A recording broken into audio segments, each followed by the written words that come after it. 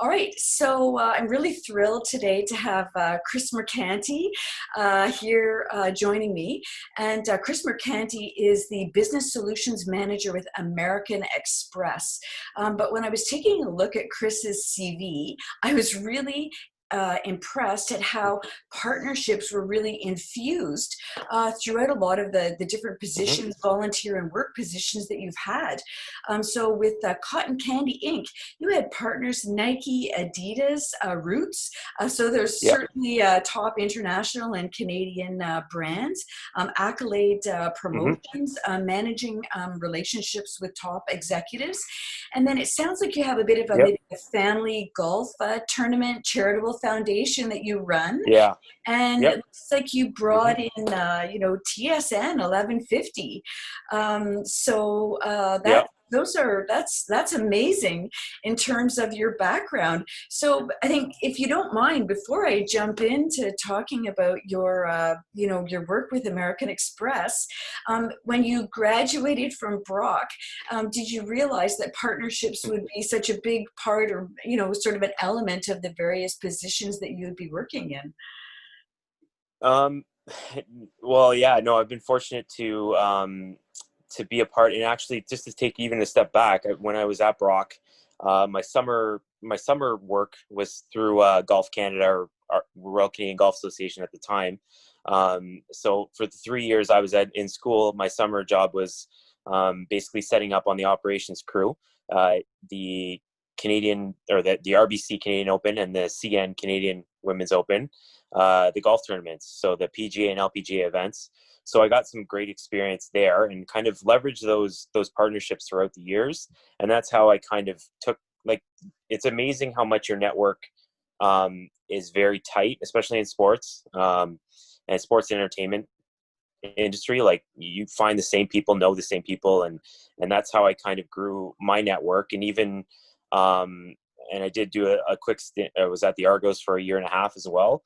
But for the golf tournament, like, aligning with TSN 1150, it was just through contacts that I generated through Golf Canada, and even through the Argos, and that sort of stuff, and just kind of keeping in touch with even classmates, former classmates, or TAs, and things like that. Like, it's amazing how many people you run into that kind of cross paths uh, over the years. It's just keeping your network alive, and I've utilized LinkedIn since its inception, I think, like, way back.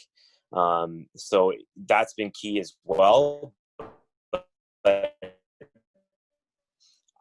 I never realized, honestly, when you're in school, you're taking the courses, you take it for granted, how fortunate you are to be a part of, a great program at Brock, with a lot of great alumni, with a lot of great contacts, with great profs that have great contacts, that, and Laura, we were talking about this before, the Bills games, and all that sort of stuff. You see the ins and outs and the behind the scenes of those sporting events, and it really puts you in a different mind frame when you go to watch those events, and you talk about them, and you see the behind the scenes and the production value. Like, again, we were talking about the production value of the NBA games, and working behind the scenes at the Golf Canada events, you really appreciate everything that's gone into making this a success, because you get to see behind the scenes, and even seeing, like, something as simple as, and I know I'm going a little off track, but Okay.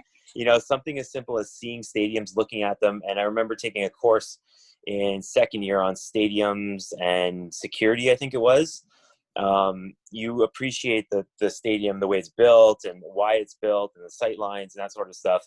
And it's pretty amazing, how that all ties back to school. Even when we had guest speakers at the Argos, um, we had Rob Sign, who's now at the Pac-12, or Pac-10, I believe it is now, organization in the U.S., with the collegiate athletics. He was a sales trainer, so he would talk about some of the same stuff that we learned in school. So it all ties back, and even partnerships at American Express right now. I worked closely with the VP of advertising for Canada, and some of the things he was telling me about the way they think of advertising, marketing, sponsorship, is some of the stuff that we learned in some of the sponsorship classes. So it all ties back. and that's like 13 years ago. So it's Okay. amazing, but you don't really realize it, but you have to take it all in because it'll come back full circle for Okay. sure. Yeah. Great. So, with your role with American Express, in how what's your capacity in relation to the partners of American Express? So my role right now, my core role, I'm a business solutions manager. So I support the sales team across Canada, implementing corporate payment products and things like that. I don't really have much visibility towards advertising in that regard, but a secondary role I have is we have employee networks, and I'm the lead of the Millennial Network in Canada. Oh, So, and our executive sponsors. So each of the VPs or the higher level executives sponsor the networks, and ours was the VP of advertising, David Barnes. So we actually got some time to sit down with him, and he gave us the insights as to why American Express does things both in sports and entertainment, any other partnerships, and the way they kind of their mentality, their the way they think about partnering with certain organizations, strategies. So now, for example, they're more focused on experiences instead of slapping their name on mhm. buildings and and facilities, right?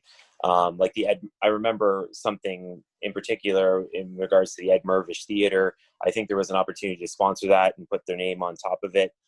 They said, we'd rather have access to your whole database and create specific experiences for our card members to experience, a nice event, whether it's a night out where you get tickets and dinner and parking, but we're going to create that experience and put our name on the experience instead of that building. So it's just different mentalities of different organizations, but I really like that. And as being an employee and a card member, it's pretty cool some of the perks you get, especially now. They partner with Live Nation. They've been, front of the line experiences, which really get you access to tickets right away or experiences. So they'll put together a curated package for a sporting event or a music event, usually music, that you can access being a card member. So it's just stuff like that. And in the US, they have a different view. So they sponsor the NBA in the US. You'll see American Express in the back of all the halftime shows and even on the ribbon boards in the arenas right now. So, but it's just different mentalities, different ways of thinking. So they see sport as a way to get closer to their customer then. That's Uh, right. That's okay. right. They're utilizing it. So especially for some of the platinum card members. So a little bit more of a higher price point or more of the 1% of the, so to speak. They create experiences where they can go to um, I think last year it was the PGA Championship.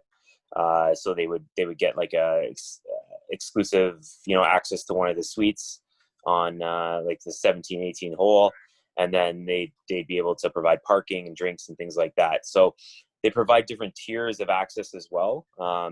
And yeah, it's just a different mentality. Whereas a lot of companies, Scotiabank, for example, they have the Scotiabank arena in Toronto now. They took over from Air Canada.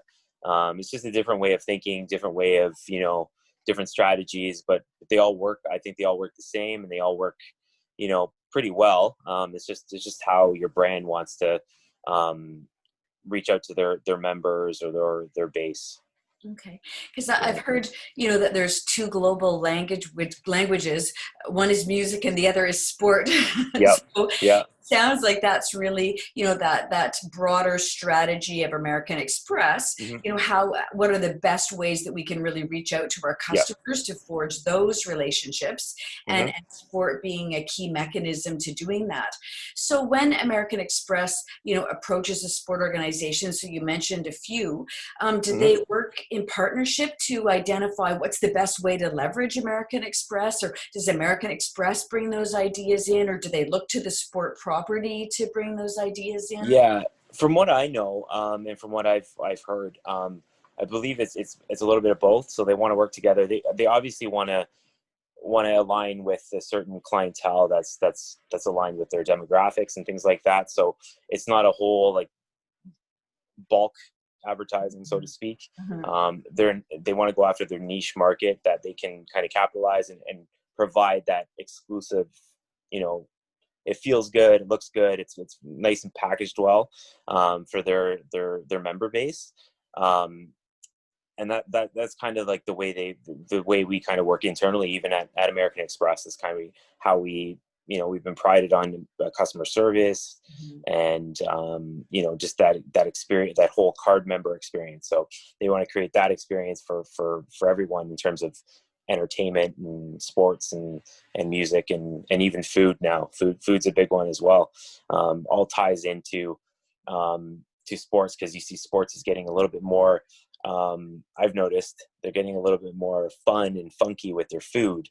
Mhm. I know I'm a big Cleveland Indians fan, and I know Cleveland, they've allocated right field, because they weren't selling tickets, but they've allocated right field as like a market area where, you know, Oh, there's different food, craft beer, that sort of stuff. So, and I know even at the Rogers Center, you know, going last year to Jays games, the food's been stepped up.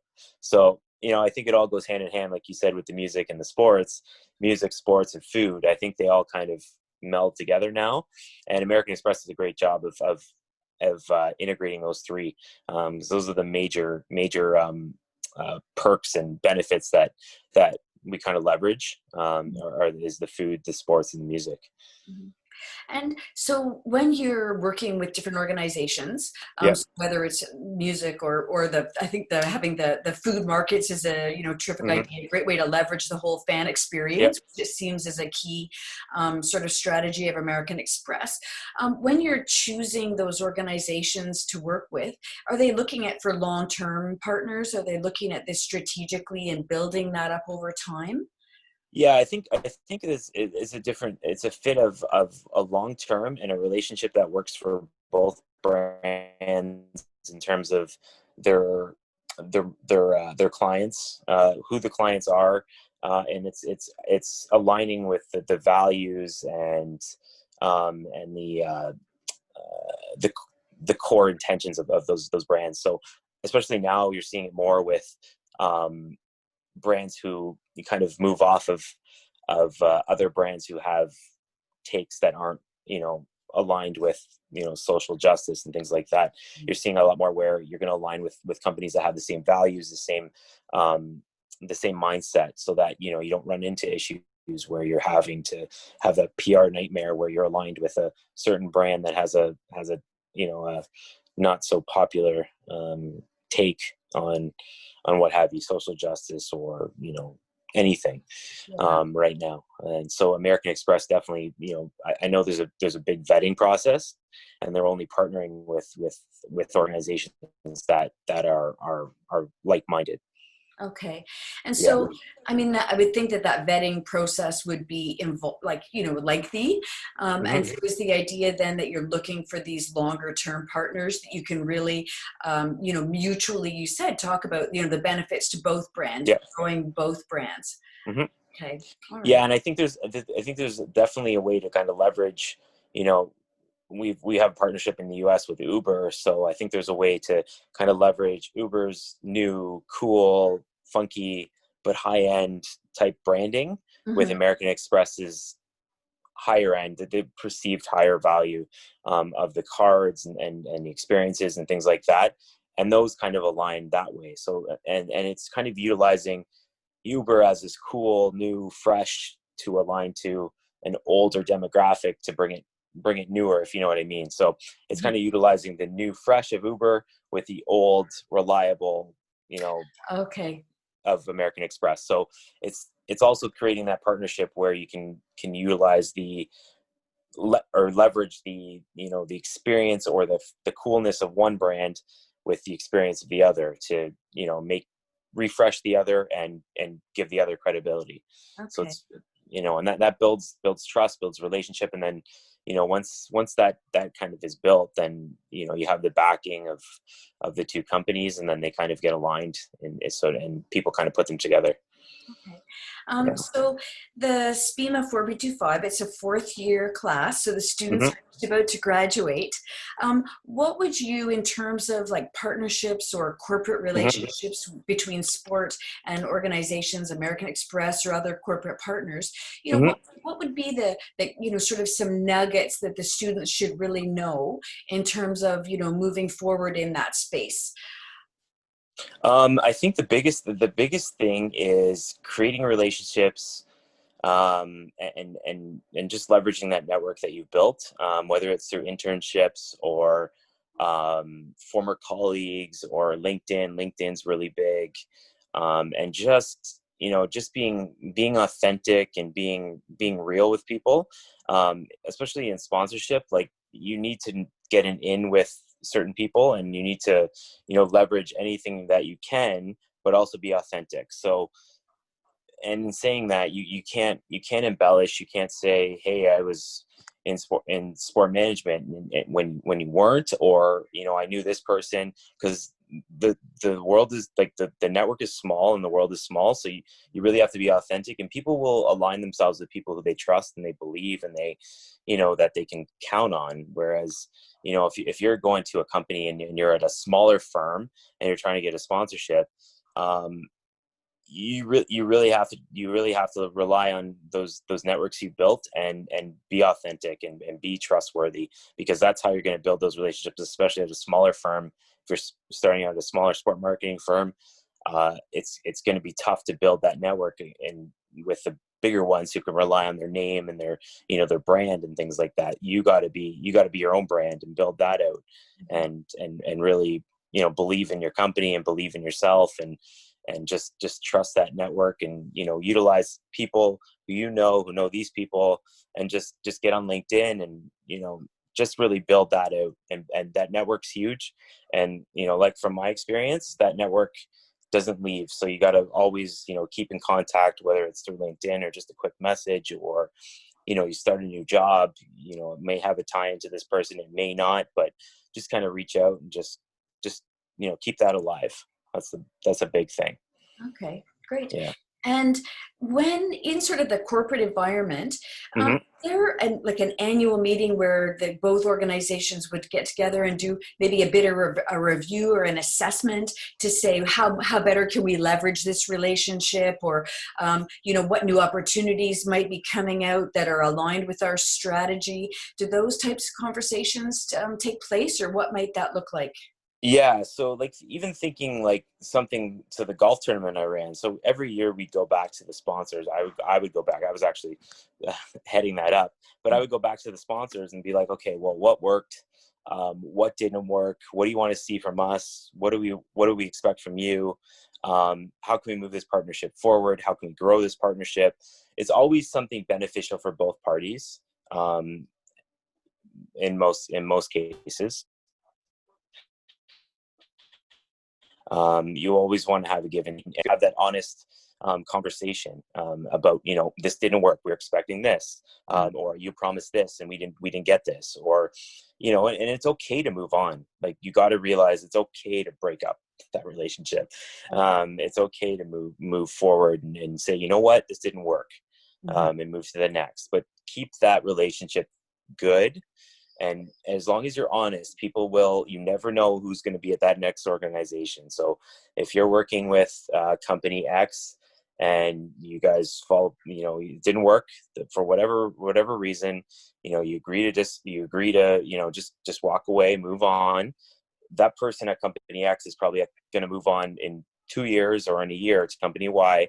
You're going to deal with them, and as long as that relationship's good, you're going to be able to leverage your relationship there, and that company may be a better fit down the road.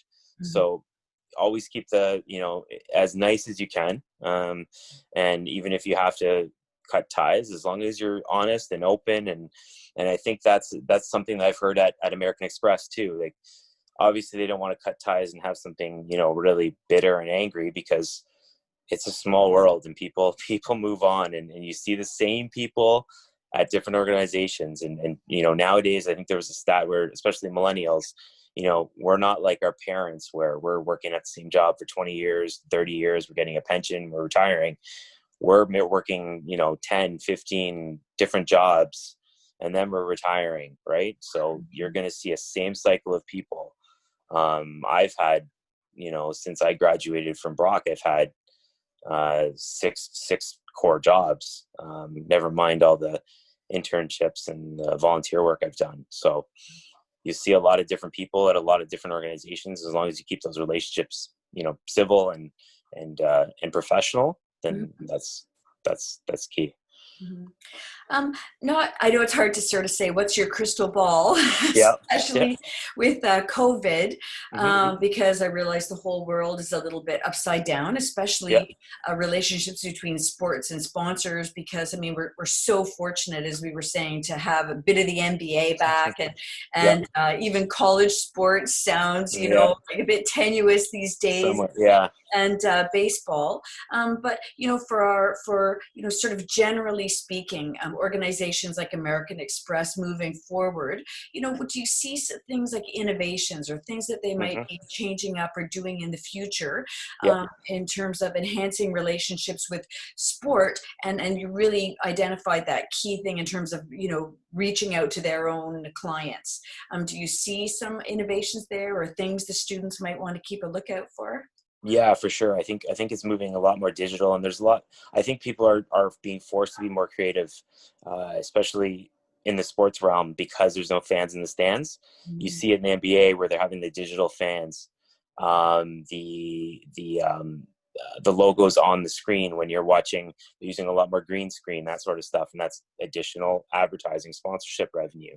Um, there's just American Express, like doing they do the front of the line. Now they're doing front of the line access to online concerts or virtual concerts. So just creating those experiences digitally is going to enhance when things do come back, which they will. But when they do come back, there's different revenue streams that you've created. You can do so much digitally now, and I know American Express is really putting a big focus on digital, whether not only in sports and entertainment, but for the core products. Like our app is always updating.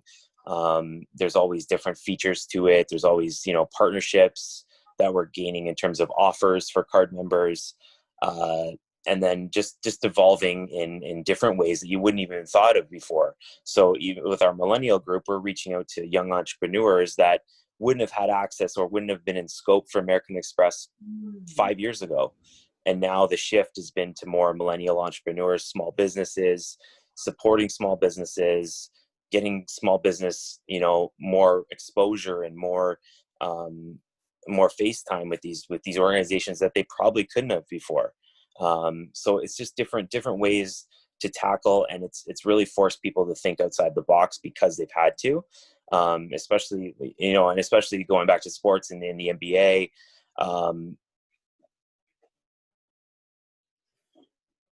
With the different fan experience at production, seem like you're in the arena, whether it's incorporating the in-arena announcers that the Raptors have, and the fans, and then the different atmospheric things you can incorporate in there, while still making it like a home game, even though it's in a bubble with no fans.